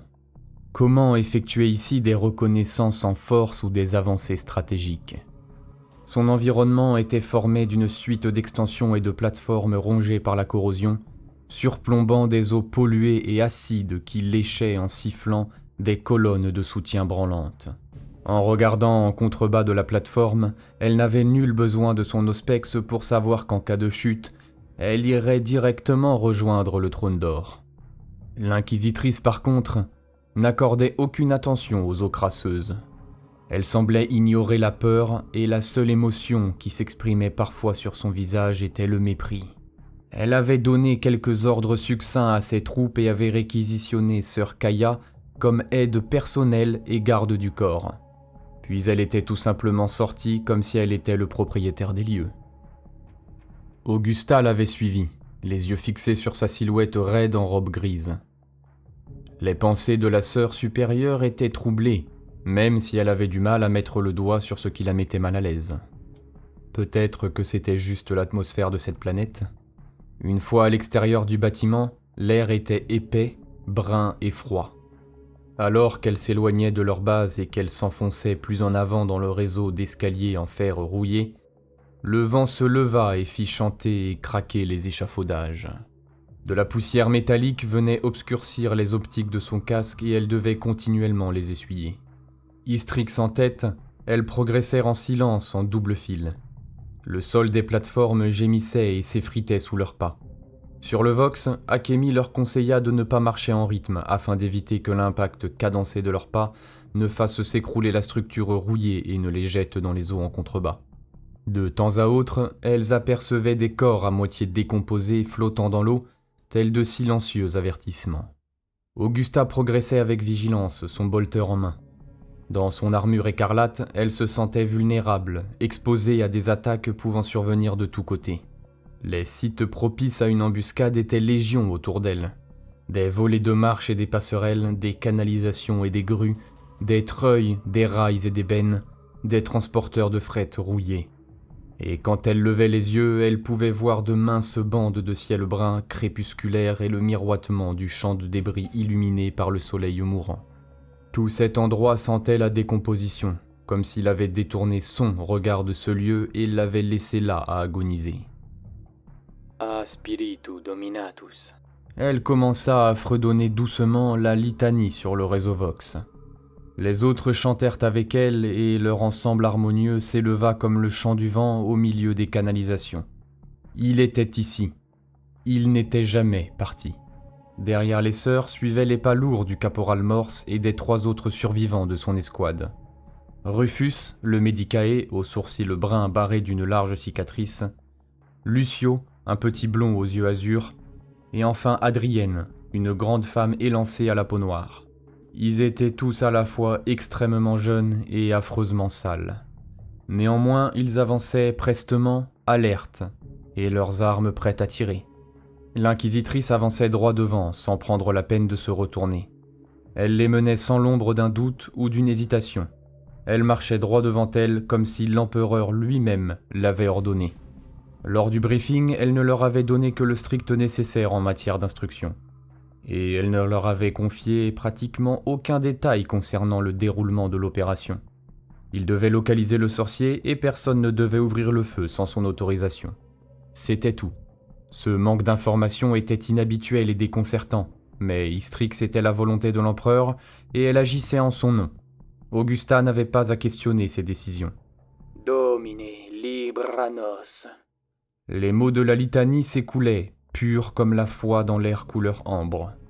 Prenez garde, dit Augusta dans le Vox, à l'intention de ses sœurs. nous traquons un Psyker. Soyez prête à affronter ces fourberies. Restez vigilante, protégez votre esprit et votre âme. Ave Imperator, lui répondirent-elles avec fermeté. Puis elles reprirent leur chant, formant de délicates harmonies à voix basse sur le Vox. La litanie continua à s'élever plus forte que jamais. Alors qu'elle progressait, cependant, les sœurs se mirent à entendre d'autres sons. Des échos métalliques, des cris, des coups de feu, des bruits de pas précipités. Le son reconnaissable entre mille d'un corps pataugeant désespérément dans l'eau. À gauche, sur la prochaine plateforme, déclara Kaya. Ils ne nous ont pas vus, ils s'éloignent. Petit à petit, les sœurs s'accoutumaient à la violence aveugle qui les entourait de toutes parts. Des tempêtes et des orages. Nous sommes à découvert, dit Augusta au milieu des harmonies de la litanie. Nous allons bientôt être prises pour cible. Notre empereur, délivre-nous. Affirmatif, répondit Kaya. Je continue de scanner. Elles continuèrent leur progression. Les sons d'affrontement autour d'elles se faisaient plus fréquents. Elle n'avait encore vu personne, mais ce n'était plus qu'une question de temps avant qu'elle ne fasse connaissance avec les autochtones. Renégats, cultistes et sorciers, les âmes damnées, les apostats. Les mains d'Augusta se resserrèrent sur son arme. Sa peau frissonnait d'excitation. Quelque part au fond de ses souvenirs, elle entendit des cris, des explosions et le ricanement de Souboul, le démon de Lotis. De la maladie, de la tentation et de la guerre. Mes sœurs, nous avons de la compagnie, les avertit Kaya. Quelle position? S'enquit Augusta. À gauche, une douzaine de contacts de trajectoire parallèle à la nôtre. Je ne sais pas qui c'est, mais ils nous ont repérés. Reçu, ouvrez l'œil. Affirmatif. Notre empereur, délivre-nous. Vous pouvez rester sur vos gardes, mes sœurs, les coupa Istrix d'une voix sévère. Mais, et je le répète, vous n'ouvrirez le feu que si je vous en donne explicitement l'ordre. Est-ce bien compris? Oui, inquisitrice, lui concéda Augusta. Pour l'instant, contournons-les par la droite et restons hors de portée. Tiré en avant par l'avancée inexorable de l'inquisitrice, le petit groupe avança. Petit à petit, les plateformes devenaient plus vastes et plus dégagées. Des espaces découverts s'étendant entre de larges cuves, des citernes et des ateliers, tous ornés de l'engrenage et du crâne du Mechanicus qui les avait pourtant abandonnés là. Le ciel brun devenait plus sombre et des luminaires ancestraux reprirent laborieusement vie. Les séries de chiffres d'identification couvrant les bâtiments, déjà couverts de poussière, se perdirent dans les ombres. Les contacts continuèrent leur progression en parallèle. Ils sont de plus en plus nombreux, dit Kaya. Maintenant, nous en avons des deux côtés, ils s'approchent. Des ravages du Kraken. Ils sont en train de nous rabattre, déclara Augusta. Nous devons nous arrêter et trouver une position défendable. Par le trône! Jura Kaya avec véhémence. Nous nous sommes jetés en plein milieu de leur rang. Notre empereur, protège-nous. Le cœur d'Augusta se mit à pulser d'adrénaline. D'un clignement de paupières, elle bascula son affichage en mode vision thermographique et analysa son environnement proche en quête de signes de chaleur. Ses automatismes se remirent en état de marche. Elle allait évaluer la situation, donner des ordres, préparer leur défense et leur contre-attaque. « Je suis enchanté de faire connaissance, mesdames », lança une voix à quelques pas d'Augusta. Istrix leva la main. « Stop !» Augusta réagit immédiatement. « Position défensive bêta !»« Morse, mettez-vous à couvert derrière notre position !» Les 4 autres sœurs se déployèrent immédiatement autour d'elle, chacune surveillant un point cardinal. Les soldats du Militarum vinrent prendre position entre elles, leurs lignes de fusils laser protégées par les lourdes armures des sœurs. « Kaya !» lança Augusta, qui était toujours en train de rechercher des signes de la présence ennemie. « Ils sont devant nous et sur nos deux flancs. Portée courte, cibles multiples. Je dirais une 40aine d'individus, mais j'ai du mal à identifier leur armement. Le Mechanicus ? Non, je ne pense pas. » lui répondit Kaya. « Ce sont majoritairement des humains, mais ils semblent sur d'eux et ils nous attendaient. » Istrix, quant à elle, ne semblait absolument pas préoccupée. « Montrez-vous » lança-t-elle.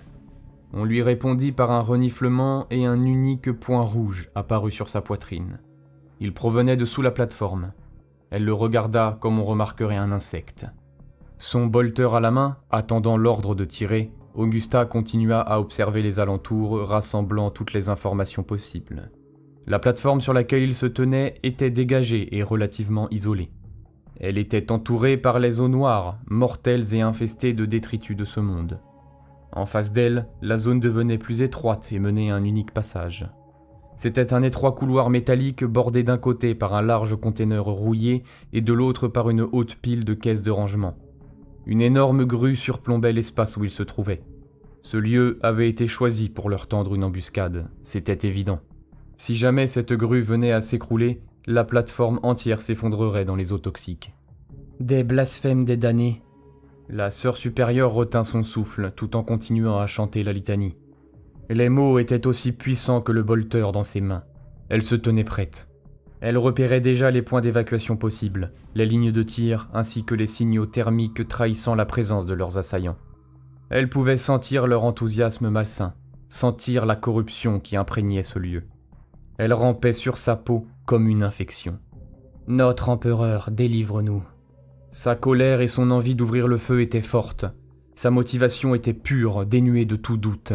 À chacun de ses battements de cœur, le sang s'écoulait avec puissance et régularité dans ses veines.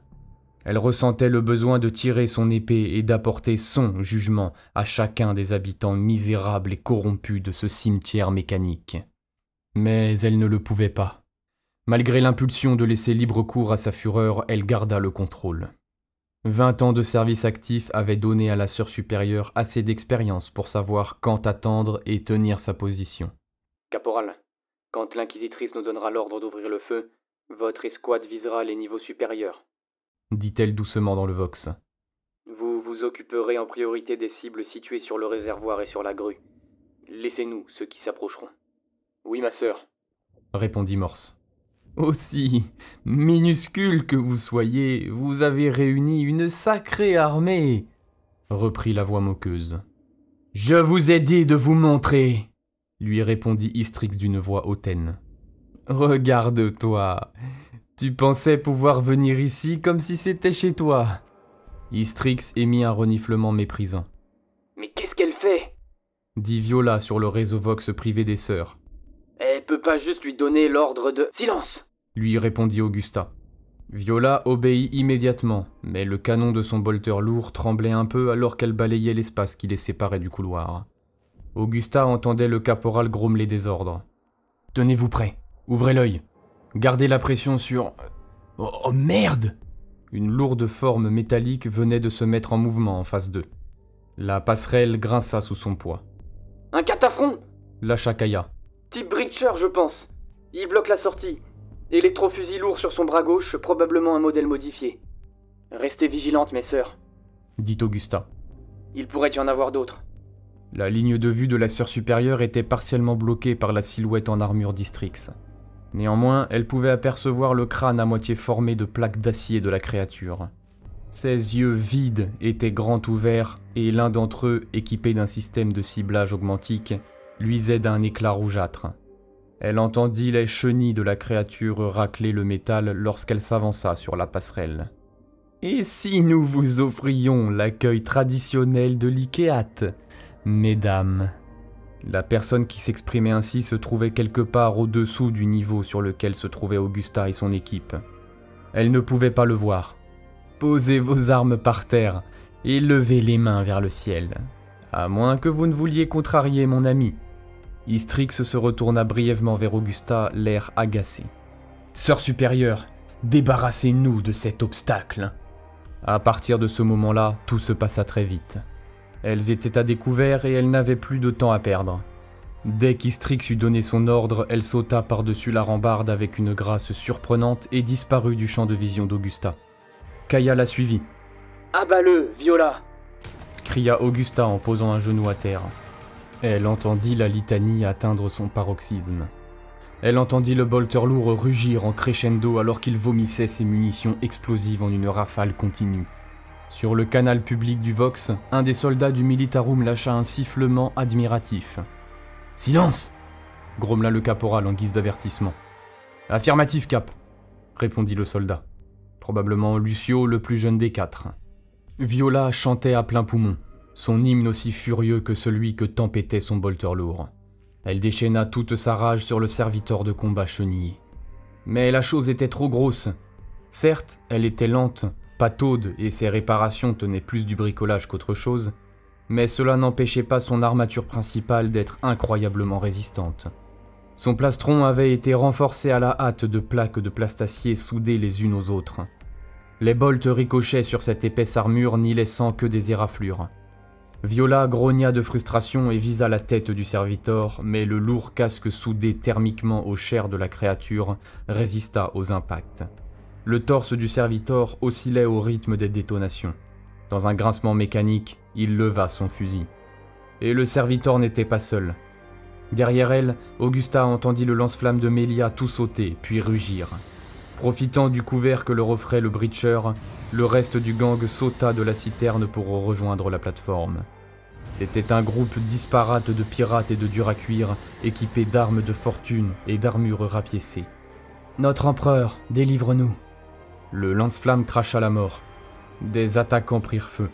Des armes explosèrent alors que leurs munitions surchauffaient. Melia, elle aussi, entonna les paroles de la litanie. Sa colère lui apparaissait presque comme une bénédiction alors qu'elle délivrait les infidèles de leurs maudites existences. « Par l'empereur !» lâcha Lucio avec un air émerveillé. « Je n'ai jamais vu personne se battre comme ça. Je t'ai dit de te taire !» aboya Morse. Sachant qu'il ne pouvait pas la voir, Augusta laissa un sourire prédateur s'épanouir sur son visage. « Meurs, saleté de machine !» jura Viola. Le Breacher oscillait et tremblait, mais on pouvait encore entendre le son de ses chenilles en train de tourner. D'un instant à l'autre, il allait pouvoir déchaîner ses tirs sur la plateforme. « En arrière !» ordonna la sœur supérieure. « Mettez-vous à couvert derrière le réservoir. Viola, dégomme ses chenilles !» Repoussant les soldats derrière elle, Augusta et les deux autres sœurs battirent en retraite en direction de la plateforme principale. Des volées de projectiles à haute vélocité creusaient des trous dans le métal de la citerne et de la passerelle, leur tirant des grincements et des gémissements plaintifs. Viola suivit le mouvement sans pour autant s'arrêter de mitrailler la créature qui essayait de les suivre. Soudainement, l'hymne qu'elle chantait se transforma en un rugissement féroce. Elle braqua son bolter lourd sur le point de jonction entre la passerelle et la plateforme et lâcha une rafale en tir continu. Un déluge de bolts cribla le sol d'impacts profonds, puis les munitions explosives détonèrent. La passerelle trembla brutalement et commença à craquer. Lorsque le monstre s'avança, ses lourdes chenilles roulèrent sur le point de jonction. Avec un grincement sinistre, toute la passerelle s'affaissa. Le lourd fusil de la créature était maintenant braqué sur les os en contrebas. Cette fois-ci, même le caporal lâcha un juron. Cependant, alors même que la passerelle continuait à s'affaisser, le bolter lourd tressauta soudain avec un bruit de cliquetis. Il avait épuisé ses munitions. « Au-dessus de vous !» s'exclama Kaya. « Levez les yeux !» Au sommet de la citerne, le canon d'un long fusil venait d'apparaître. On distinguait à peine les bras et la tête du tireur. Sobre et efficace, le caporal abattit le sniper, son unique tir de laser crépitant dans la pénombre. Augusta vit la tête du tireur exploser, son corps s'écrouler et chuter. Le lance-flamme de Melia tira à nouveau avec un rugissement rauque. La sœur inclina son arme vers le haut, de façon à ce qu'il crache une immense arc de flammes. Des hurlements se firent entendre et des corps plongèrent dans le vide avant d'aller frapper la surface des eaux dans un vacarme d'éclaboussures. En un instant, le feu s'étendit sur la surface huileuse de l'eau, illuminant toute la plateforme d'une lueur infernale. La structure métallique émit un craquement une fois de plus. Toujours à la hauteur d'Augusta, le caporal se mit à crier. « Il y en a d'autres! Au sommet de la grue !» Les fusils laser ouvrirent le feu sur une nouvelle vague de snipers. L'air crépita de rayons brûlants, la plupart des attaquants poussèrent des jurons et battirent en retraite, la peau percée de trous carbonisés. L'un d'entre eux bascula et s'écrasa sur la passerelle avec fracas. La structure métallique oscilla une fois de plus. « Ça va s'écrouler !»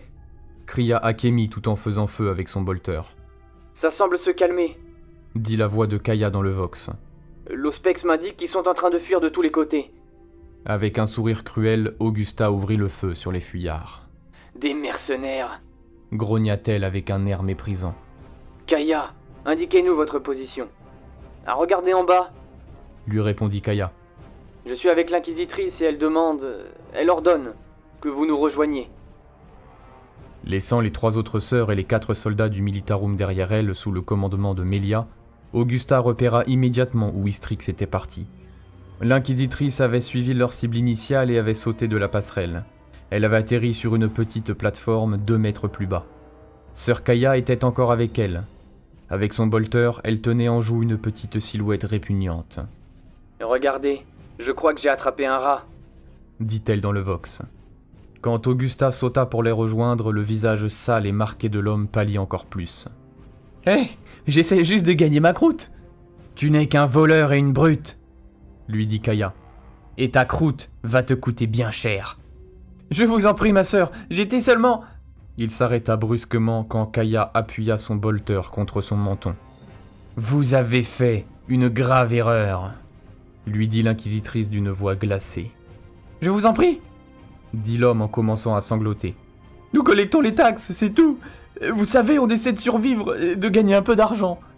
Collecter les taxes, cria Istrix en le saisissant par le col et en le secouant comme un Gretchen. Es-tu donc une espèce de baron local pour t'octroyer le droit d'exiger cela ? Il tremblait, terrorisé. Je ne suis personne, moi je ne suis rien, je ne fais que travailler ici, mais je sais des choses, je peux vous aider. Il fit un sourire malsain et faussement servile à l'inquisitrice. Si vous allez en ville, je peux vous faire entrer. Je connais le chemin, et les gens, je peux vous dire qui vous devez rencontrer. Toujours flanqué d'Augusta, telle une garde du corps, Istrix fit un pas en arrière et tira une longue chaîne votive de sous sa robe grise. Au bout de la chaîne se trouvait le symbole de l'Inquisition qui scintillait, éclairé par les flammes. L'homme avala bruyamment sa salive, son visage prit une teinte verdâtre. « Tu sais qui je suis ?» dit-elle d'une voix froide dans laquelle résonnaient maintenant à parts égales l'autorité et le mépris. L'inqui... Le visage de l'homme venait de changer. Baissant les yeux, la sœur supérieure vit une tache noire en train de s'étendre en haut de son pantalon. « Je vous dirai tout ce que vous avez besoin de savoir, tout, je vous en prie !»« C'est bien ce que tu vas faire !» dit Istrix avec un petit sourire amusé. « Écoute-moi, petit homme, et écoute-moi bien. Je suis la voix de l'empereur et je suis sa main. Les sœurs de bataille me soutiennent, portant sa foi et sa loi. Aucune force sur cette misérable planète, aucun allié pathétique que pourrait trouver Zale n'est capable de s'opposer à moi. Et encore moins de m'arrêter. Est-ce que tu as bien compris? Alors maintenant, dis-moi où il est parti. »« Où est parti qui? Je ne comprends pas ce que vous voulez dire. » L'homme sanglotait presque de peur maintenant. Je sais pas, moi. Je sais pas. Qu'il soit en train de mentir ou pas, il nous trahira dès que nous serons partis, commenta Kaya dans le vox. Je suis d'accord, dit Augusta. Elle avança d'un pas, saisit l'homme par le col et le fit passer par-dessus la balustrade. Assez! S'écria Istrix. Il peut vivre, mais à une condition. L'homme s'accrochait désespérément à la balustrade. En dessous de lui, les vagues acides venaient mourir sur la structure métallique. Les dernières flammes s'étaient éteintes et les détritus de la surface de l'eau étaient maintenant réduits en cendres. « Pitié, je ferai n'importe quoi !» L'homme était en larmes, de la morve dégoulinait sur son visage hideux. « N'importe quoi, mais juste, je vous en prie, ne me transformez pas en machine !»« Je ne t'accorderai pas une telle bénédiction, » répondit l'inquisitrice. « De toute façon, je doute fort que tu sois assez résistant pour cela. J'ai besoin que tu fasses quelque chose pour moi. »« Je ferai ce que vous voulez, et à qui vous le voulez, » dit-il en reniflant. « Connais-tu une femme du nom de Raios ?» Augusta et Kaya échangèrent un regard silencieux. « C'est une érudite locale, » poursuivit Istrix. « Et elle est très... particulière. » L'inquisitrice eut l'air amusée en disant ces derniers mots. « C'est un de mes rares contacts sur ce monde ignoble. Sais-tu où elle se trouve ?» L'homme hocha la tête en reniflant. « Tu vas lui porter un message. »« Mais... Raios » commença-t-il. « On t'a donné un ordre, vermine !» rugit Kaya en le menaçant de son bolter. Istrix lança un regard noir à la sœur qui venait de parler sans qu'elle ne lui en ait donné l'ordre. Son regard se poursuivit en direction d'Augusta et elle leva un sourcil désapprobateur afin de lui signifier la piètre estime qu'elle avait de la manière dont la sœur supérieure faisait régner la discipline dans son escouade. « Très bien, dit l'homme en sanglotant. « Je ferai n'importe quoi !» Sur la plateforme au-dessus d'eux, on entendait le lourd bruit de pas des sœurs en armure. Elles dispersaient méthodiquement leurs derniers adversaires puis se débarrassaient des corps en les jetant dans l'eau. Les bottes noires du caporal apparurent au-dessus du breacher immobilisé. Il acheva la créature agonisante d'un seul tir de laser. « Si jamais tu me mens, » dit Istrix en venant coller son visage devant celui de l'homme dans un murmure presque inaudible, « je ne me contenterai pas de te tuer, petit homme. Je déchirerai ton âme en minuscules morceaux hurlants. Je prendrai mon temps pour le faire. L'homme s'était effondré au sol. Il se roulait en boule, rendu catatonique par la terreur. Du bout de sa botte, Istrix le força à se retourner. « Alors, je connais la femme dont vous parlez, » dit-il lentement en reniflant et en hochant la tête. « Elle habite ici depuis longtemps. Elle travaille beaucoup. Elle connaît beaucoup de monde. Je lui transmettrai votre message. » « C'est bien ce que je pensais, » dit l'inquisitrice en souriant, ce qui avait surtout pour effet de creuser ses cicatrices. « Dis-lui que je suis ici. Dis-lui de venir à l'Archéothèque ce soir.